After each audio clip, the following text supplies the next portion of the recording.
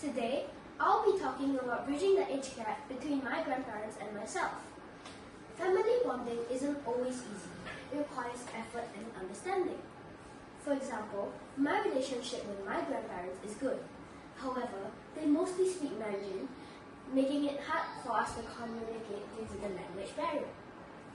I've learned to build strong relationships through small but meaningful actions, like talking and trying my best to interact with them while keeping them company. I want to share something that means a lot to me, which is bonding with my grandparents.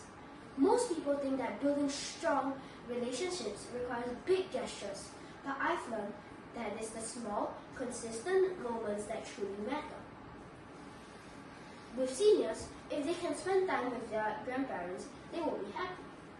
Just simple activities like exercising together, walking together in the park, and playing games and sometimes letting them win are ways to show respect and care. These moments may seem ordinary, but will make your grandparents happy. For example, on my mother's side, our relationship is closer as I visit them about once every 2 weeks. And during those visits, I can share most things with them. Of course, there are challenges.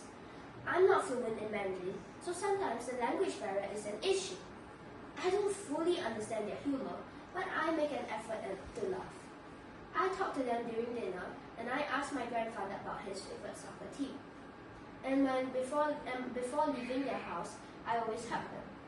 My grandmother cooks for us, and my grandfather buys different types of food to make sure we never go hungry. Even with language differences, these actions keep us close. On my father's side, things are slightly different. They live further away, so I don't visit them very regularly, mostly during Chinese New Year. Still, our relationship is great. They always try to interact, offering snacks and drinks. We bond by talking and exercising together, and even in those short visits, small actions help us connect. It reminds me that even limited time can build strong ties when we make the effort. Looking at both sides of my family, I realized that bonding looks different depending on the situation. With my mother's side, it's alternate weekly visits and shared meals. With my father's side, through short but meaningful interactions, I get to understand them more. But the lesson is still the same. Small efforts matter more than big actions.